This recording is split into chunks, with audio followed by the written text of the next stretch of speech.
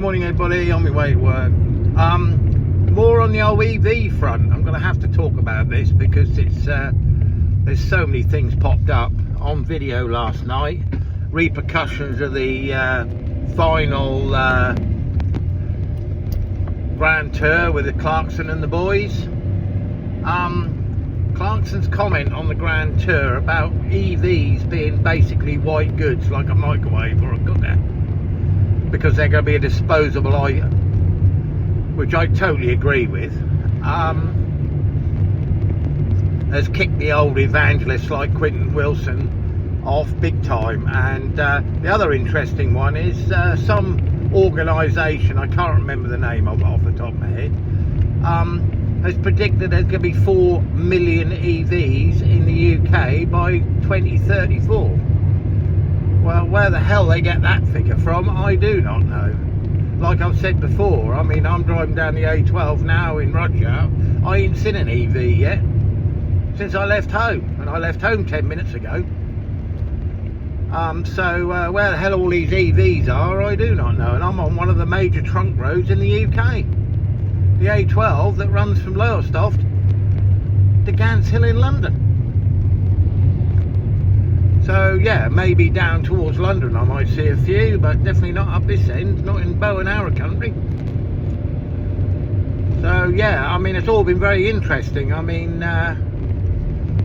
trouble with Clarkson is he's got that many people like him and listen to his opinions. As much as the establishment hate him, the BBC and people like that all think he's like the Antichrist and he's some sort of fucking right-wing fascist.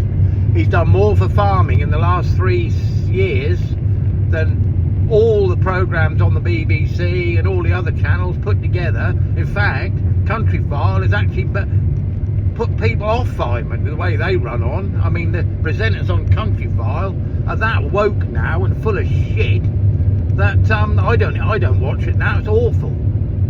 And as far as farming programmes on Channel 5 and Channel 4 with Kate, what is her name, Kate Bumble or whatever her name is, I mean, it's all fluffy lambs and shit like that. I mean, it's all bullshit. But at least Clarkson has really brought to a fore what is actually happening in farming at the moment. I mean, I'm from farming background, and that's totally true. I mean, you know, so yeah, Clarkson basically putting in the nail with their final episode, putting the nail in the coffin, the final nail in the coffin of the EV market. It's quite funny. Because as well as that, of course, you got the manufacturers holding back EVs for 12 months and then releasing them out as pre-registered cars, you know, and they've been sitting in storage for over a year with like 10 miles on the clock. They haven't even got delivery mileage. They've been moved around the country on transporters. So yeah, I mean, that's all. It's just the government. Well, I heard rumours. There is rumours that flip-flop Labour are already going to go back on their word, saying that they're going to bring the 2030 deadline back. They're now saying they're only bringing it back for diesel and petrol cars, not hybrids. So you'll still be able to buy a petrol car up until 2035 if you're prepared to have a battery with it. To be fair, I had a hybrid Aris Toyota. Oh, fucking hell. 13 years ago, bought it brand new on a 12 plate. 12 years ago. And I must admit, we owned it for 3 years, absolutely loved it. Then I left my job where I was working, earning big money, and went to a job where I was not earning such big money, and decided that the £285 a month that was costing us was too much. So we downsized down to a Yaris, petrol Yaris, to save ourselves £100 a month. But I must admit, I did like that car, but you had to drive it like my grandmother to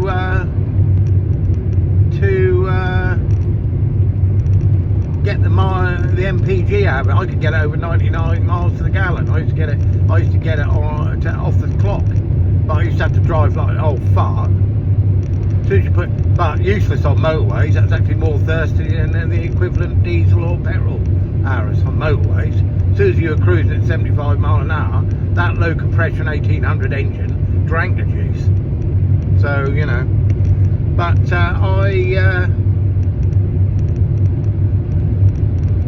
but I'm just driving along here now. It's quite funny, really. So I mean, in front of me is a diesel Transit.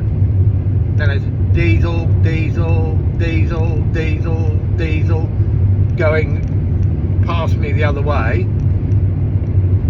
You can know which one. You know the EVs because they have to have the little green bit on their number plate. There's another one, petrol. Yeah, that's what it's like. You know, it's just you know, the virtue signallers do have their little green tag on the side of the number plate. You don't have to have that, by the way, because I know somebody bought an EV and he asked the garage to remove that, just put a standard number plate on it, because he didn't want people to know he had an EV. Because his wife talked him into it. Got an EV Mini, BMW Mini, worst thing he ever bought, he reckoned. They said that the range is 100 miles less than what they said.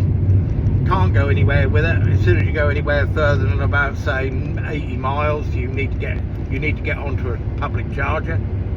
It's nothing to do with the range. If you're prepared to sit there with the windows wound up in the summer, no aircon on, no nothing, no lights, no nothing, you can get quite good range. But as soon as you get your heater on or your aircon or anything like that, forget it. Right. Okay, so EVs, I mean, that's you know, I know I harp on a bit about this, but I like to watch a lot of content about EVs, and you know, I must admit they are ugly to look at. They reckon they look futuristic. They don't. They just look like a big bulbous box with weird lights. You know, I don't think they're particularly pretty. I just saw the new Pulsar 4. I mean, what a fucking hideous vehicle. But you know, they got no character in them. And like Jeff Buy's Cars said, you know, they're not going to be vintage cars because they only last about 10 years and people aren't going to replace the batteries in them, because it's a bit like it's a bit like Mercs and things like that, BMWs. They're a rich man, poor man car.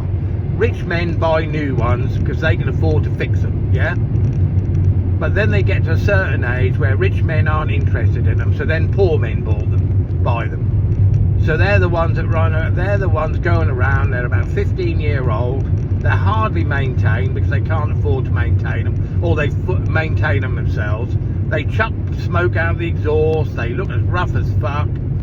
But the person driving them thinks that because it's a BMW, they've got their status as BMW. No, you're not, mate. You're a bloke who can't afford a proper one, driving around in a bit of shit. That's what you are. You know, because you can't afford a proper one. You know, I mean, it's like the guy who goes and buys the 114i from the local BMW dealership. I mean, all that says to me is you're buying a badge, because you're buying the lowest, the absolute bottom of the range BMW from the back of the forecourt. The salesman probably wasn't over interested because you're getting on 100% fucking finance. So all he wants you to do is buy the fucking thing and fuck off, so he can get on and sell a 5 Series to somebody who's actually got some money. And then you drive around in this thing thinking that you're the bee's knees. Well, you're not. You're just somebody who's driving around in a poverty model fucking BMW, you know? It's like people who buy the bottom of the range Mercs and that. They're basically only Renaults anyway, or Peugeot engines in them, whatever. So, you know, at the end of the day, I mean, car buying is a weird thing, but with electric cars, it seems a bit strange because people are buying these. They seem to be older people who want to be green, who've got big houses with drives, because they think they're saving a load of money and they're doing a bit for their planet and what have you. So they buy the Mrs. one, and the husband normally has a oh, fuck me, bloody sun's been grim tonight. The husband normally has a